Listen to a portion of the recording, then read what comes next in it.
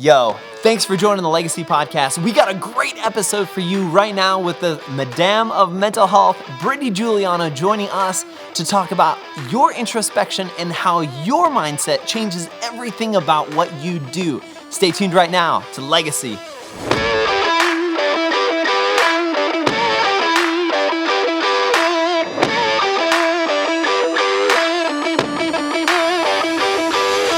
It's the show that inspires you most. I'm your host for Legacy, Kinsley Jordan, your winning coach, once again inspiring you each and every week to crush your goals, ignite your dreams, and forge your legacy right here. And I got to tell you, I've never been more excited, except every single week, but I've never been more excited to literally have our Madame of Mental Health here with me, Brittany Giuliano, who is not only going to be able to help us break down where we start from in establishing our goals, but really looking inside to who we are. So Brittany, thanks so much for being with us here on the Legacy Podcast, because we're always focused on trying to not only forge a legacy in our lives, but frankly, shape ourselves into being efficient and effective in what we do to be successful. So tell us a little bit about yourself, your background of why are you the Madame of Mental Health, the Madame?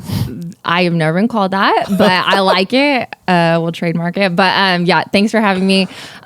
So my passion for mental health started probably my senior year of high school, but right now I'm in my master's program for professional psychology.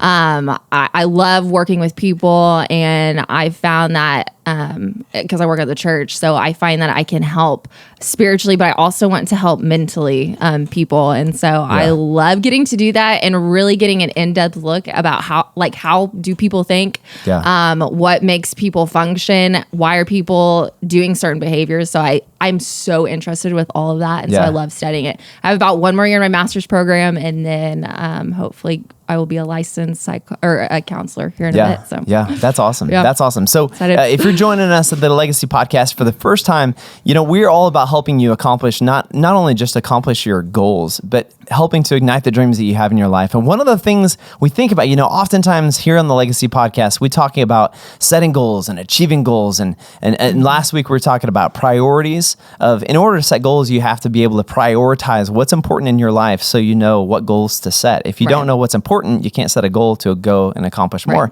So when we're talking about priorities and goals and having performance indicator markers to know how well you're doing in this process, one of the things that is critically important to start from is the starting line. Right. Which you can't just take off and say, I'm going to be successful and we're going to reach my dreams. I'm going to be, going after my goals if you don't have somewhere to start from. And I wasn't a sprinter, shockingly. That shouldn't shock any of you. I wasn't a sprinter. Were you a sprinter? No, I definitely wasn't. Okay. I did hurdles. I had friends. I had athletic friends who were sprinters, and they always said it's so important that when you are getting ready for a race, especially something that requires you to launch out of the blocks, you have to get a good start. That's right. If you don't get a good start, then the rest of the race is just going to be trying to play catch up. So here we want to start off this week with a 2-part series where we're starting off with the starting block, the starting line, which begins with you, our viewer, of how do we get started with these goals. First, it requires a lot of introspection. Yeah, that's absolutely. And one thing that I always say, and you'll probably hear me say it in both parts, is that success and leadership and really anything that you do with your life successfully requires 80% psychology and 20% skill. Yeah. So if you're not right up here, I doubt that you're going to get to accomplish what you set out to. And that's why I think it's so interesting to really discover how we think, because how we think determines the behaviors and what we do. And I'll just jump into this part because one of my favorite things that I have researched and read and even taught on here at World Harvest Church is that there are 2 types of ways that we think, and just 2, that's it. And it's our fast thinking and our slow thinking. And just really quick, I'll just describe our fast thinking is like our automatic thoughts or our intuitions. Like sometimes they're subconscious, unconscious. We don't even realize we're thinking of. And that determines our behavior. And then we also have our slow thinking. And those are that's what I call the mental work. That's like the discipline. That's the, you really have to think. So for example, easiest example in the world, 2 + 2, 4. That's the easiest thing in the world to know. I didn't even have to think about it. It's maybe you see. Did you get 4? Are we good? I did, but I got one left over and I don't know what to do with it. But anyway. But that's like the easiest thing in the world. I didn't have to like get my 2 apples and my other 2 apples and count them out like you did with your fingers. That's just my automatic thought. But then if I You're winning coach right here, people. I can help you. I promise. No, just not with math. So, but then if we did like 17 times 24, we would be getting out our pencil and paper. That's like mental work. And so those are the 2 types of thinking we have. And unfortunately, most people are content with just using their fast thinking, just their automatic thoughts, their intuition, and they don't take the time or the self-discipline to add in that really slow thinking. So let me just give this example really quick. And would you say that's reactive? Yeah. That fast thinking is reactive instead of being proactive? That is a great point, because fast thinking, oftentimes when you think of fast thinking, it's like if I were to put my hand on a stove, I don't have to intentionally think, oh, I should take my hand off. You know, the slow thinking would be like, hey, I should probably not ever put my hand near a stove because who knows, maybe I didn't turn it off. That's slow. Fast thinking is like, oh, that's hot, I'm taking that off. I don't even have to think about that. So you're absolutely right. And so to be proactive, because that's what leadership is and accomplishing your goals, you have to be proactive. So we have to use that slow thinking.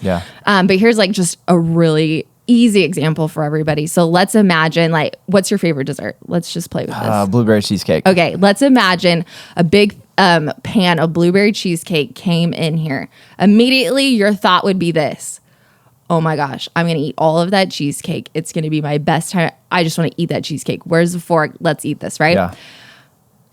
People who are disciplined would start to engage their slow thinking, where then they would say, okay, if I were to eat this cheesecake, this would have 3,000 calories, probably about maybe 300 grams of fat, which would take me at least 6 hours to work off. So therefore, maybe I shouldn't take that bite. Maybe I should go grab my broccoli instead in the fridge so I don't have to spend all that work. And so, but the people who never engage their slow thinking will just indulge in their automatic or reactive thinking. And that creates an environment within yourself where you're not accomplishing things based off of what you should, only what you know subconsciously to do. So last thing, and then I'll let you jump in, but the reason why it's so bad to just react off of our fast thinking is because our fast thinking is actually created, like those automatic thoughts we have rolling in our heads actually come from like our background. So the way we were raised, certain crises that we've experienced in our lives, our environment, our friends were with, and then the things that have been repeated to us or the things we've been repeating to ourselves. Those formative things that you don't think about, you think they don't have an effect, but they actually do have a huge effect on you. Wow. I was talking to this one of my friends the other day, and every time her husband is late to work, she starts freaking out. And she's like, oh my gosh, my husband's got like, what if something happened to him, blah, blah, blah, that kind of thing.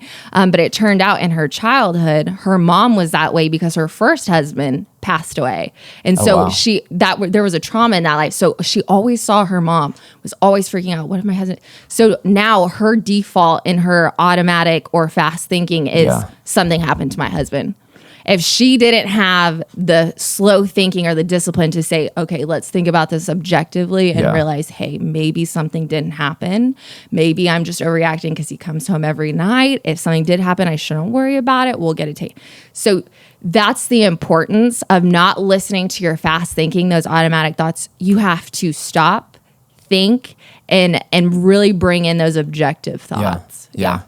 That's wild. Yeah. That's wild that, you know, when you think about setting yourself up for success, oftentimes you don't stop to think about how you're thinking about success or how you're framing what it is when you're thinking about a goal or just thinking about processes. Because one of the things, and I've shared it with our listeners before, one of the things that really changed my life was realizing I thought I was an efficient person. I thought I was effective in what I did.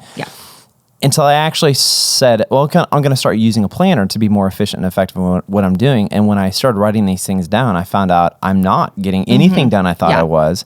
I was constantly in the state of busy, which we talked about a couple weeks ago, the difference between being busy and being productive. I was constantly in a state of busy, but productive wasn't happening because it wasn't actually accomplishing anything. So until you have those, until you stop for a second to think about how am I approaching what I'm doing? How am I approaching in my mindset, how I'm preparing myself to get ready to either set goals or think about my dreams or, think about what we want to do and where we want to go. It has a huge impact if all we're doing, and that's when, as you were talking about fast thinking, that's the thing that kept on coming to my mind is it's reactive. And if you're constantly reactive to a situation, then the only thing you're doing is putting out fires when they're popping up. Right. The only thing you're really doing or having a chance to do is take care of the immediate needs as the immediate needs are happening, and that's it. You're never actually able to take a step forward. You're just literally having to sidestep to make sure that everything is being caught at the right time. So how would we know if we are constantly operating in this fast thinking mindset? Because again, I don't know about all of our listeners, but for me, one of the hardest things for me to do was have an objective, introspective look to myself and say, okay, Kinsley, you think you're efficient and effective, but you're actually not. That's a really hard thing to do. Right. And here in a couple of weeks, we're going to be talking about feedback and the importance of setting up a culture of feedback in your life and having mentors. But for right now, if we're just looking at ourselves internally, just completely in our flesh and this body that I have, how do I know if I'm just operating off of these fast twitch thinking moments? Right. And I would say, because I think you just worded it so well, is like you said, our fast thinking is reactive. So if you feel like you are in a place that you've been stuck, maybe you've like set New Year's resolutions, or maybe you've had really great ideas to accomplish something and you think you're capable of doing, or maybe you don't. If you have these goals, but you've never been able to accomplish them, that's because you are literally stuck. So your fast thinking is really founded in your past. Yeah. And that's where you'll stay. You'll never move forward. Your slow thinking is founded in the future. Hey, this is what can happen. This is fine. So if you feel like you plateaued, you're not moving forward, you're really stuck in reactive or your automatic fast thinking. And so the way to really, let's just pause for a second. So with your example, you said that you really felt like, oh, I'm fine. Like your automatic thoughts were like, oh, I can do this. Like I'm a very driven person. That's my person. Like I can do this. And then you had to engage your slow thinking and really take an objective look, because that's what slow thinking is. It's mental work where you are mentally working at evaluating yourself. Right. And I think people fall on one or other spectrum. So you have the psychopathology, like you have like self-deprecating people, which is way over here. That's a psychopathology. It's they need counseling. And then you have, your narcissist. They really need counseling. On both ends of the spectrum, you need counseling. Right. But which isn't a bad thing. It's great. Rarely, unless you are like the greatest human being possible, probably Jesus, do you fall in the middle where it's a perfect balance of humility and confidence, you know? And so you might have landed on this side where you were confident in your abilities, but you needed to take a step back and say, hey, objectively, let me think critically about how I'm doing and what I'm doing. And I think that that's the importance of introspection, especially if you're trying to accomplish a goal, is you have to have that moment where you sit down and say, what am I doing good? What am I doing bad? And you can't have that based off of your childhood experiences. You can't have that based off of your past experiences. That has to be a right now objective thing. So one thing that I do for it to be objective, I can't just be like, oh, look at all my failures. Look, I suck. Because that's what I'm going to want to do based off of my past experiences. Because we remember crisis more than remember success. That's just psychologically what happens. And so objectively, you either need to write everything you do down now, not in your past, because you're only going to remember the bad. You have to do that day by day. Start with that. Or what I would do, if you want to find out your strengths or weaknesses, I would take like a personality or strengths test. So what I love is the Enneagram test, and that objectively, like it's as objective as you can get. And it shows your strengths and your weaknesses so that you can use that knowledge for slow thinking. If that makes sense. No, it makes total sense. And one of the things I was thinking about it was, it's I've always heard it said before, and I just took like basic psychology stuff. It wasn't like advanced. It's not what you're doing. But I've always heard that who we are is a summation of the experiences that have happened to us and the way that we have absorbed that information. So if that's a case, that we are a composite of what has happened to us and the experiences that we've had and the upbringing that we had initially, how is it, before we go to break here in a second, how is it that you break away from, because there's some of us, frankly, almost need to kind of be re-envisioned in our life, because there has been so many things that have happened in the past. Yeah. It has led us towards who we've become. And the best thing that could actually happen to us is for us to kind of, hit the reset button and say, I need to re-envision myself. Right. I need to stop letting the past be the past, which is, I know where you get into counseling, and which is really great for people to be able to get a snapshot of that. But are there times where sometimes you need to just look at your life and say, I think I need to hit the reset button. Yeah. I think I need to just kind of start over, because there's been so much in the past that has molded me into what I'm doing now that I just really need to start fresh. Yeah. Yeah. Let me just give this example. So whenever I was thinking about, I just finished my bachelor's degree, got married, all of that. And I was really trying to think, hey, I want to go back to school. I want to get my master's degree. But I feel like, one, I'm not capable of stepping into the high level of what a counselor steps into. And two, I don't know if I have the mental wherewithal to be able to enter into a high level master program. Yeah. And so I just remember having these thoughts, and I can pinpoint exactly where one of these thoughts came from. And that was because when I was in ninth grade, I had this guy I was dating at the time. Pretty much him and a whole group of guys made a top 10 list of everybody and all the girls in our high school, that kind of thing. This goes to childhood trauma. This was trauma for me. Okay? Trauma. But he made this list, and this was my boyfriend's time. He's like, hey, by the way, you're not on our hot 10 list. And I was like, that is so rude. And then I still remember this, because he turned to me and he said, maybe if you weren't so average and if you tried harder, then you'd make the list. Wow. And I just remember that word average kept reminiscing in my head. And so like I said, fast thinking comes from things that have been repeated to us. Yeah. Or things we repeat to ourselves. Yeah. Because I grew up with amazing parents, and they once would never say that. Yeah. But one person said it to me one time, and it hit me in a way that I repeated that to myself 100 times. And so then whenever I was at the crossroad where I was going to make a decision, my automatic thought about going to school was, I'm too average. Yeah. I can't do it. Wow.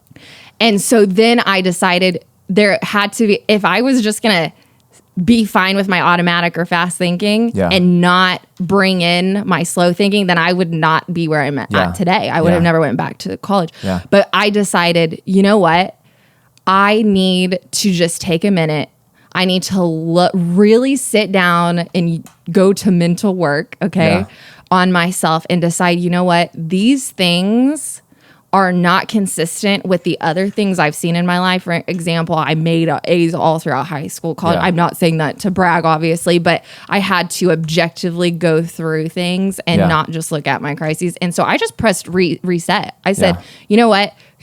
My future is in the future, not in the past. Yeah. And so my fast thinking is in the past. I got to bring in some slow thinking and move forward. Yeah. That is, and one of the things you said is that, you had a background of having parents that cared about you, they encouraged you, they poured into you, they suggest, they spoke into who you were going to be and what you were going to do. And all it took was literally one time from one person who had minimal impact or influence in your life over the span of your life. Right. In that exact moment, they had a lot of influence because you had a relationship with them.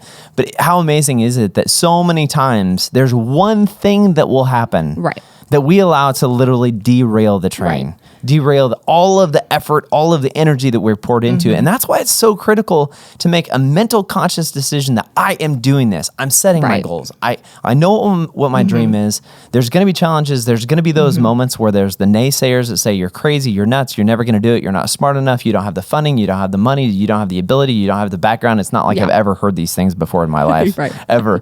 But you're going to have people who hate on you just because you're different, and you have the vision and idea that you can actually do it, that you can actually be something. Yeah.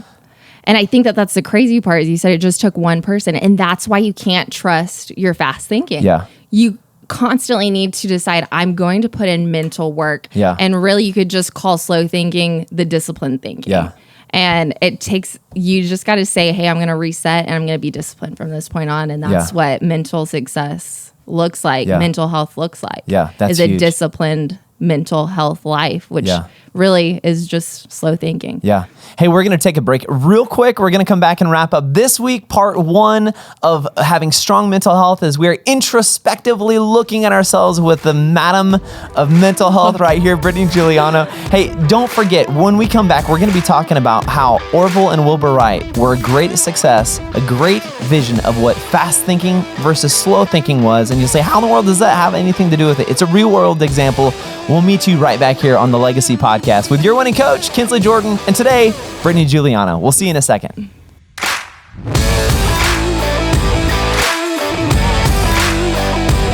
Hey, thanks for watching the Legacy Podcast with your winning coach, Kinsley Jordan. Now, don't forget, you can subscribe right now just by hitting the logo right over there, and make sure you hit the bell so you get notified when new great content is available to you.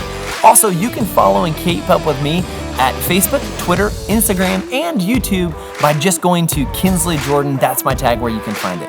Also, if you're looking for a performance coach like me to be able to help you reach your goals, just go to www.kinsleyjordan.com and sign up. I'm right here to help you achieve your goals and build a legacy in your life. So let's get back to the Legacy Podcast with more great content right here.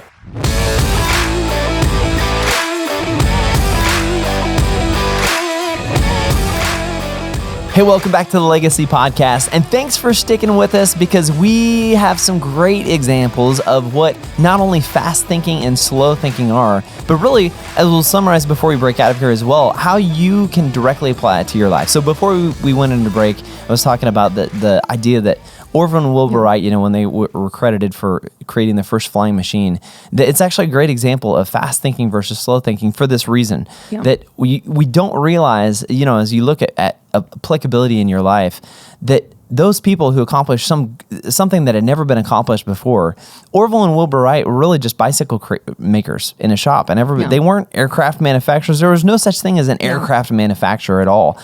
In fact, the government had actually commissioned someone else, Samuel P. Morgan, who was commissioned by the government. He was funded by the government. He had all the resources he needed. And as we were talking about, fast thinking is a reactive type thinking, and slow thinking is more of a proactive type thinking. I was thinking of the example of why Orville and Wilbur Wright succeeded in their great venture of creating the first flying machine for this reason, is that Samuel P. Morgan was very focused on the resources he needed to be able to create the machine, that every time something else would come up that they realized they didn't have this or didn't have that, he would focus on getting that. He was focused on the logistics of it. But Orville and Wilbur were actually focused on making the machine. They would take the time, they would step back, they would focus internally and say, okay, how do we even make this thing? And if they needed something, they would get it figured out. But they were focused more on the creation of their goal, of their focus, of what they wanted to do. And how true it is in our lives that, you may not be thinking to yourself right now, well, I'm not trying to create a flying machine. I'm not trying to do something great like that. But you actually are. You're trying to recreate and refocus and re-energize your efforts to your success. So Brittany, how, when we think about the fast thinking and the slow thinking and the example that we had with Orville and Wilbur, when we're looking at our own lives, and sometimes we get into this myth idea of, man, that's, that applies to the big thinkers, that applies to the big successful people, that doesn't apply to us. But isn't it all the same? Like, it doesn't matter whether you're a CEO or whether you're somebody who's working for a CEO. We all think about things the same way.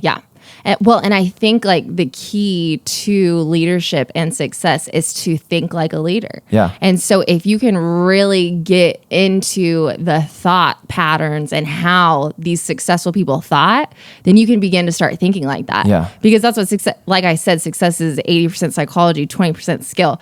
Maybe they weren't the most skilled, but I can tell you that the Wright brothers were very mentally I guess I could say stable, because we found out some information about the other guy where he ended up falling into a bad mental state.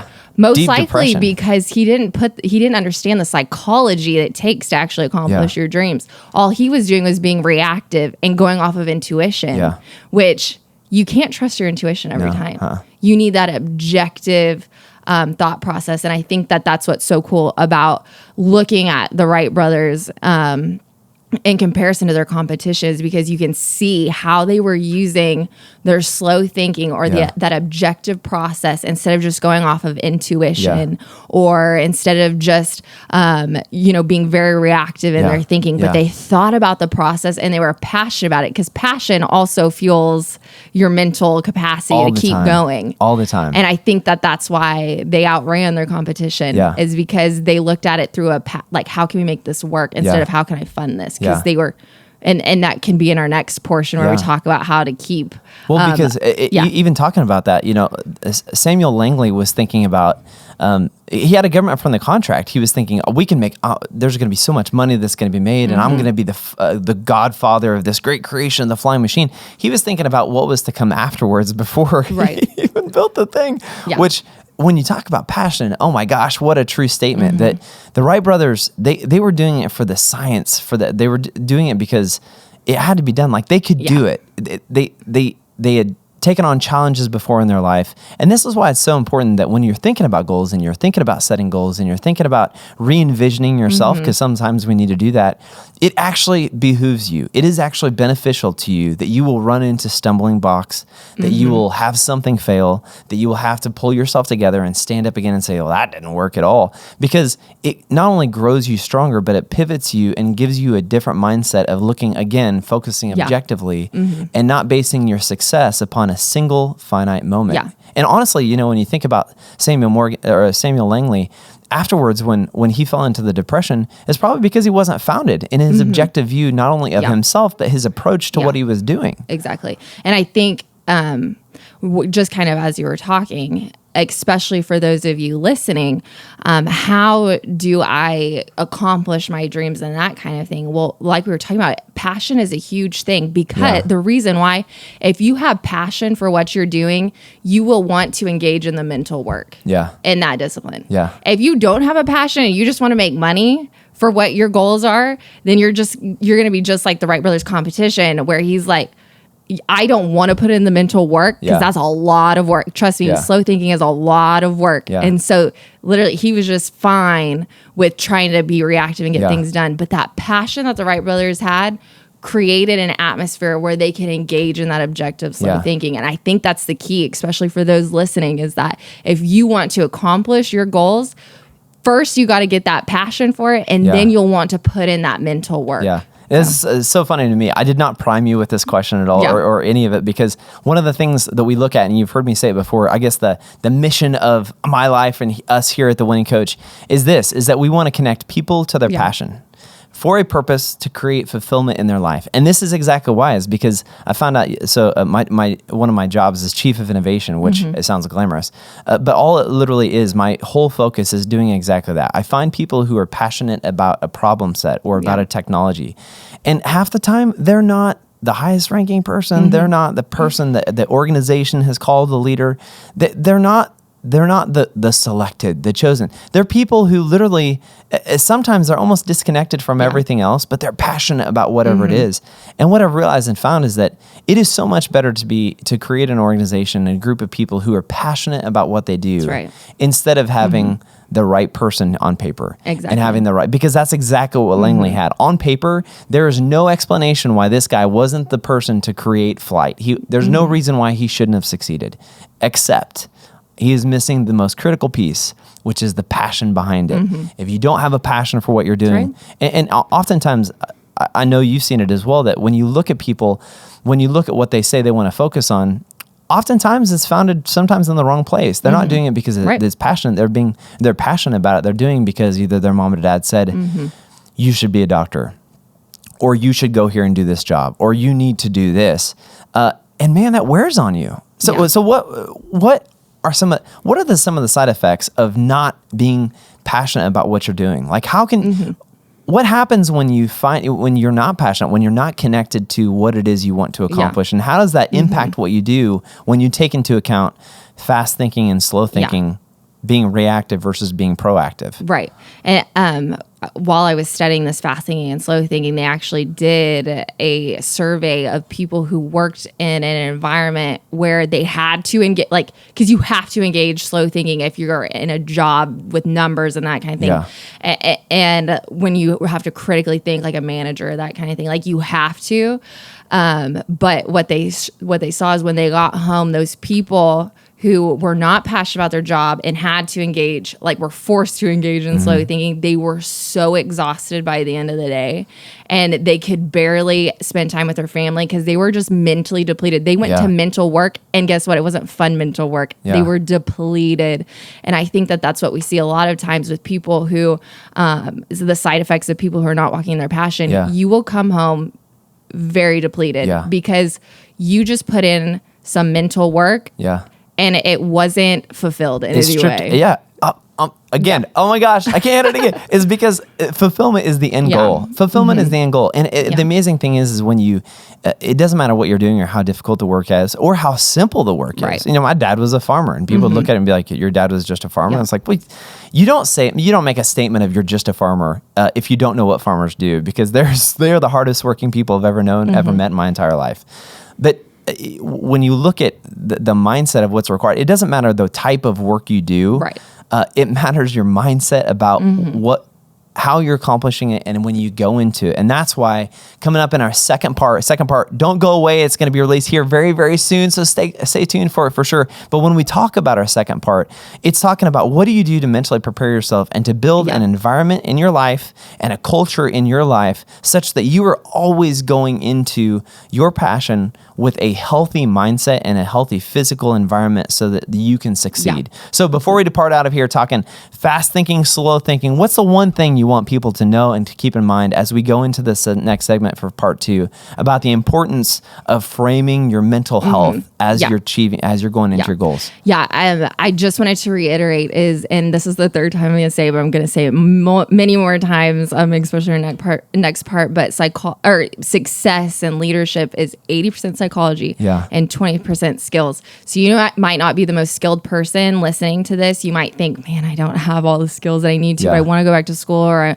I want to start a workout group, or I don't know what you want to do. But the key to accomplishing, or the key to really honing in on your psychology and making it work for you and your goals, is by having that disciplined thinking or that slow thinking. And so you can't just be reactive. You can't just use your fast thinking all the time. You need to realize, hey, my fast thinking lies to me. And I need to just start really being disciplined in my thought processing, really looking at it from an objective viewpoint. And I promise you're going to win over the psychology that tells you can't do it. You're going to win in your mind, and then you can win in real life. That's huge. As we wrap up, I was reminded, as you said that so through survival schools, because I'm a pilot in the Air Force as well, when you go through survival school, the one thing they teach you that is the most important is the will to survive.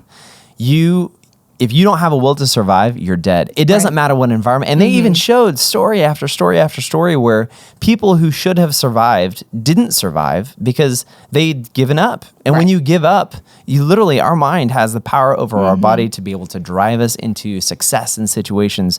And time again, there was people, they showed examples where there's no reason why this person didn't survive this tragedy or didn't survive this. They should have. All circumstances, they weren't broken. Their body wasn't mangled or anything. They should have survived, but they didn't because they quit. And then you look at people that there's no way they should have succeeded. There's no way they should have survived. But it all comes back to, I mean, even in Vietnam, the POWs and the Hanoi Hilton for 7 years being beaten and tortured brutally over and over again. And the one thing they always said is, as long as you have the will to survive, which starts with your mental health, with your mental ability to be able to say, listen, I'm okay. We're going to make it through. We can do this. We can succeed. Which we're getting ready to cover in part 2. Stay tuned very soon. It's going to be up for you. But thanks so much for being with us here at the Legacy Podcast, as we are with the Madame of Mental Health here, Brittany Giuliano, talking about how you frame yourself, frame your mind, and frame yourself for success as you launch into your goals and your dreams and your visions right here as we forge a legacy for your life. Thanks for tuning in to Legacy Podcast. Stay tuned. Coming up soon for part 2 of the introspection, your mental health, right here on Legacy Podcast.